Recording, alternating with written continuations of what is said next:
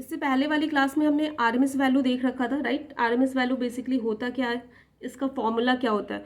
तो हमने उस वक्त क्या देखा था, जो आपका एवरेज वैल्यू आ रही थी किसी भी साइनोसॉइडल वेवफॉर्म का, अगर आप क्या कर रहे थे, 0 से लेके 2 पाई तक कंसिडर कर रहे थे टाइम पीरियड, तो वो क्या हो जा रहा था, 0 हो जा रहा था। क्यों? क्योंकि एवरेज वैल्यू आपका क्या होता है, बेसिकली ये आपका क्या होता है, मीन वैल्यू होता है। मीन का क्या करते हो, सारे ऑब्जर्वेशंस को क्या कर देते हो आप, जहाँ जहाँ आपने ऑब्जर्वेशंस लिए हैं उन सारे ऑब्जर्वेशन को क्या करोगे, ऐड करते हो upon total number of observations. तो देखो यहाँ पे कुछ जो वोल्टेज की वैल्यू होगी, यहाँ पे कुछ वोल्टेज की वैल्यू होगी, यहाँ पे कुछ होगी, फिर आपकी यहाँ पे होगी, यहाँ पे होगी। तो ये पॉजिटिव पार्ट है, ये नेगेटिव पार्ट है, और दोनों क्या है, सिमेट्रिकल है।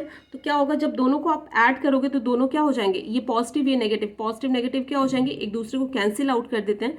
इसलिए एवरेज वैल्यू क्या आ जाता था, 0 आ जाता था। इसलिए हम क्या करते थे, 0 से लेके सिर्फ पाई तक ही टाइम पीरियड को कंसिडर करते थे, तो उस वक्त आपका एवरेज वैल्यू 0 नहीं आता था, राइट। लेकिन आरएमएस वैल्यू में ऐसा नहीं होता। अगर आप 0 से लेके 2 पाई तक टाइम पीरियड कंसिडर कर रहे हो तो आरएमएस वैल्यू आपका 0 नहीं होता है। क्यों?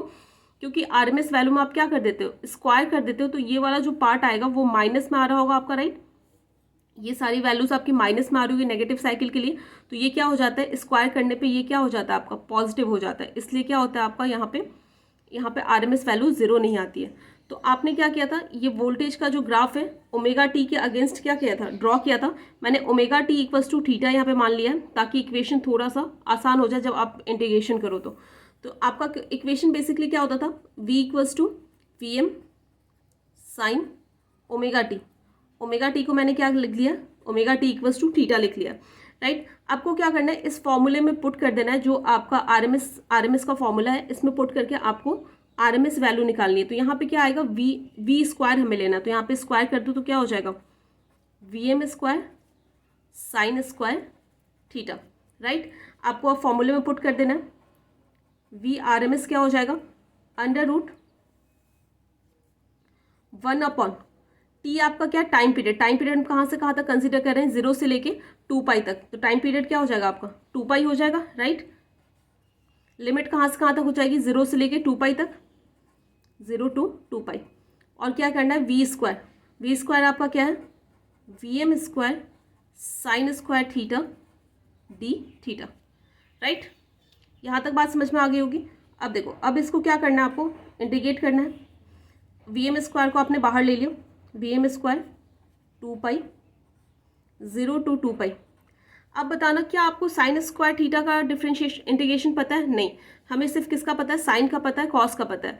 तो क्या आपको एक ट्रिग्नोमेट्री में आपने एक फॉर्मूला पढ़ा होगा, sine square theta equals to क्या होता है, 1 माइनस कॉस 2 थीटा अपॉन 2 होता है, राइट। ये फॉर्मूला आपने ट्रिग्नोमेट्री मैथ्स में पढ़ा होगा। तो आपको क्या करना है, साइन स्क्वायर थीटा की जगह क्या पुट कर देना है, 1 minus cos 2 theta upon 2। Put करो 1 minus cos 2 theta upon 2 D theta, right.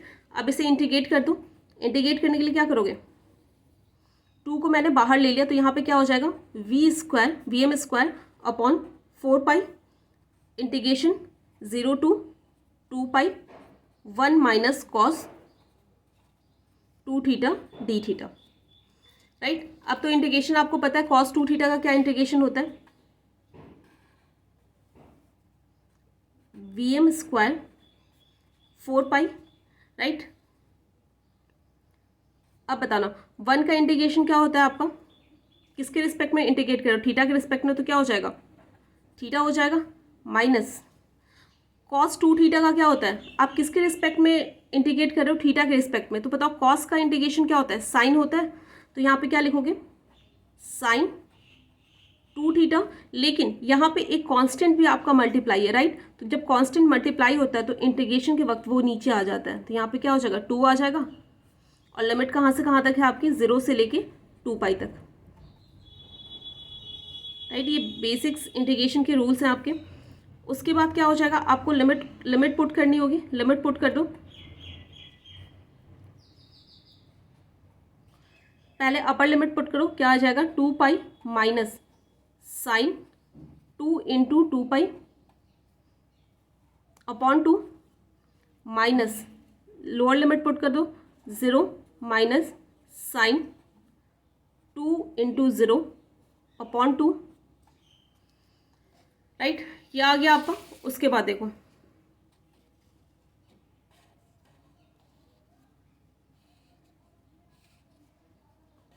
Vm square 2 पाई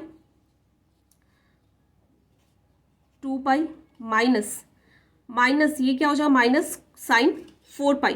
4 पाई आपका क्या होता है, साइन 4 पाई आपका 0 होता है, माइनस 0,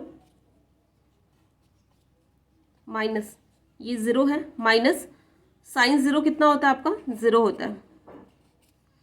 तो यहाँ से आपको क्या मिल रहा है,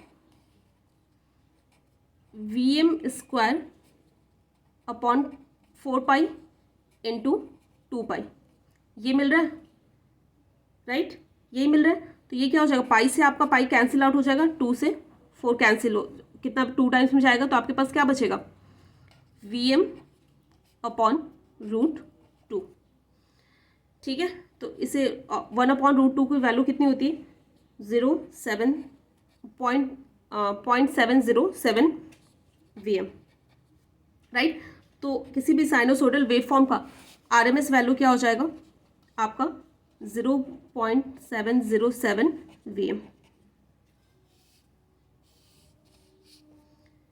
ठीक है, तो ये आपका क्या हो गया, RMS वैल्यू हो गया किसी भी साइनोसोडल वेवफॉर्म का।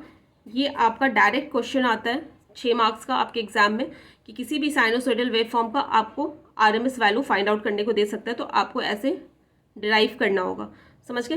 तो ये काफ़ी आसान था, बस आपको क्या करना है, इस फॉर्मूले में पुट कर देना है, और बेसिक्स आपको, बेसिक जो इंटीग्रेशन होता है उसके थ्रू आप क्या कर लोगे, RMS वैल्यू निकाल लोगे। तो यहाँ से आपका RMS वैल्यू क्या आया, 0.707 Vm। ठीक है, Vm यहाँ पे आपका क्या है, पीक वैल्यू है, जो मैक्सिमम वैल्यू होता है, जो वेवफॉर्म की मैक्सिमम वैल्यू होती है, वो आपका क्या है यहाँ पे Vm है, राइट। तो ये हमने देख लिया। उसके बाद हम क्या देखेंगे, ये तो आपका कोई भी एक साइनोसोडल वेवफॉर्म था। अगर आपके पास मान लो कि फुल वेव रेक्टिफायर आ जाता है या फिर हाफ वेव रेक्टिफायर आ जाता है, तो उसका RMS वैल्यू कितना आता है, हमने पिछले वाले क्लास में भी निकाला था, तो ये हम लोग देखेंगे। ठीक है।